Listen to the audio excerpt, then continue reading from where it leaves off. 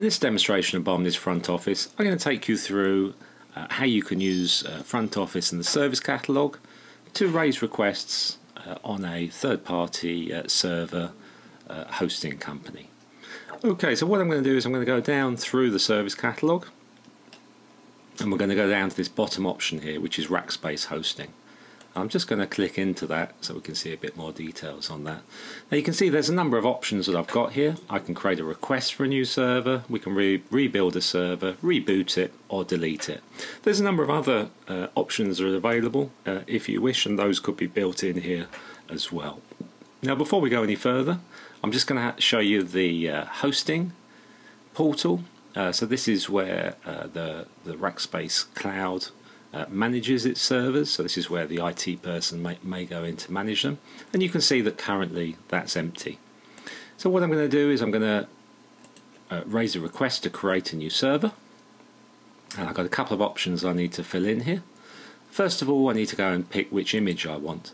So we've got a list box here, and this is the first integration point we've got with Rackspace. And here what it'll do is it'll pull down a list of all the current images and which version they are, and it does that in real time directly from Rackspace.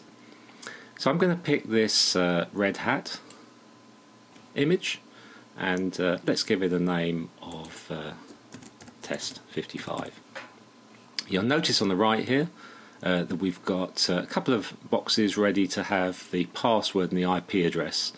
And when the actual server gets created, those will be populated back from Rackspace with the IP address and the password.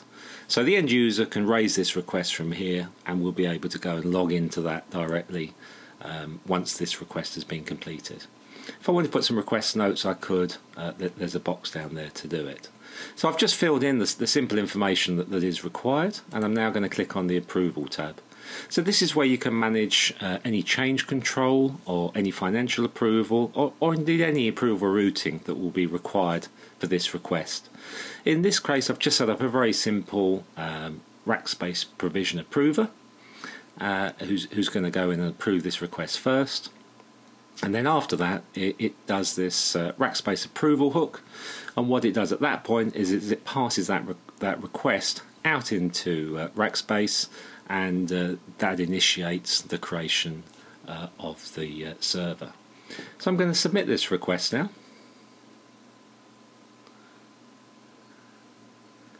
And you can see now that I've got all the details in here if I want to go and review it, and we can see where it is in terms of the approval. So we can see it's just waiting for Steve Security to go in and approve it.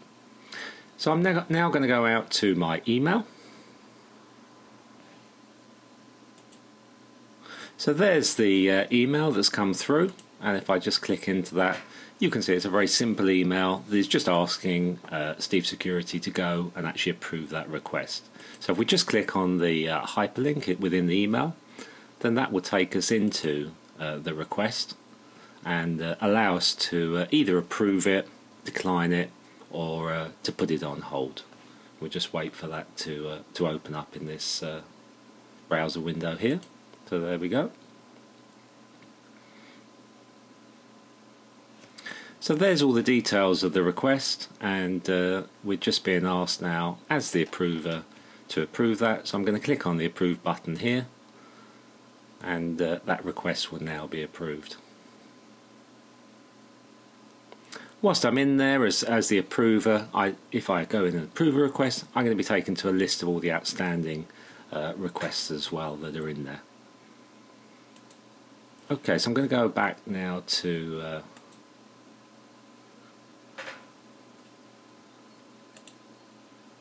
the actual request that we raised at the beginning, and again, if we just update this, we can see that it's now gone through the first lot of approval.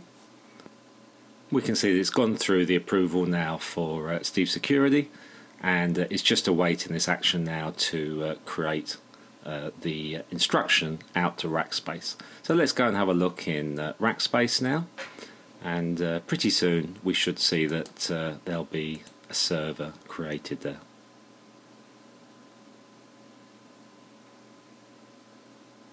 There it is. So just a quick refresh of the screen, and we can now see that the Red Hat Linux server has been created, and it's got a server name of test55. So if we go back into that request now and just have a look at the details, what we'll find shortly is that the server password and the IP address are now back with the user. So the user could now take all those details and go and log into that server and start doing whatever they needed to do. Okay, I'm going to go back now into the service catalog and just show you a few of the other actions that can be performed on that server. So let's have a look at the request to rebuild a server. So what we can do in this instance now is instead of having it as a Red Hat, we can go and build it as something else. So the first link, the first drop down box we've got here is another external link, external Dropbox, list box. And what this does is it goes out to the web portal and pulls back all of the servers that we've got currently live. So as we've only got one live, it's just pulling this back here. And I just want to go and select another image to go and build it. So let's select Ubuntu, and I'm not going to bother putting any request notes in. Now we'll click on the approver, and what I've set up now is Steve Security. Instead of going through the approval route, I've just set him up as a notifier. So that'll just go straight through and he'll receive a notification email, and then it'll go on to the Rackspace approval hook where the instruction will be sent out to the cloud to update that. So then let's submit that request now, and again if we go to the approval tab, we'll see that the first notification has been completed, and we're just waiting for this approval hook to action here. So let's go out to the cloud again, and you can see now that this is set up as Red Hat. So if I just refresh that now,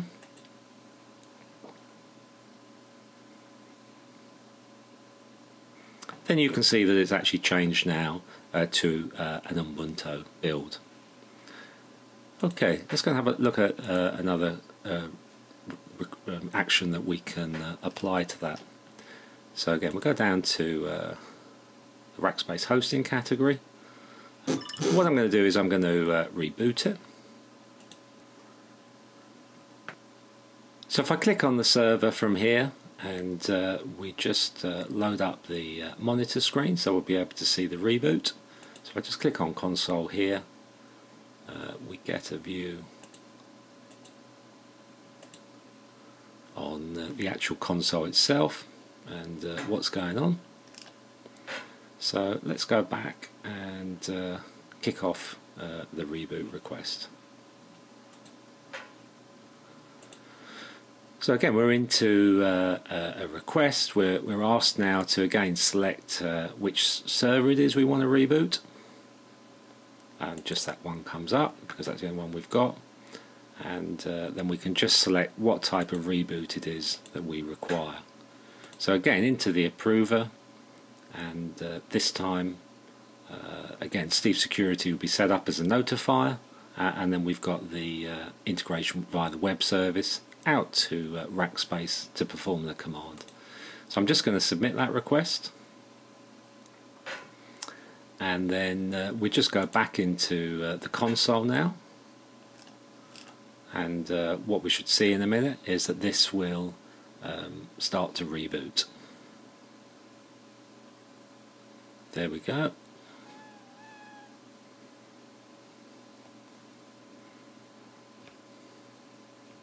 So you can see it's rebooting and listing activities down there.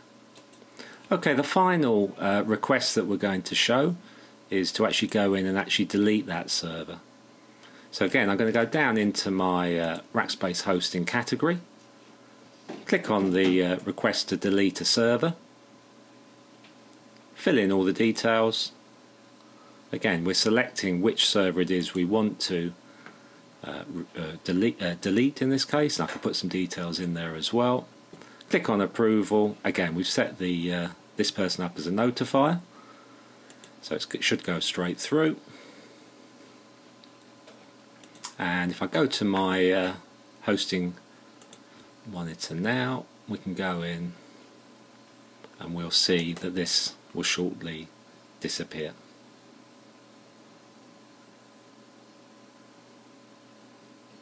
There we are, it's gone. So that completes this demonstration of Biomni's front office. If you'd like to know more information, then please go to www.biomni.com. Thank you.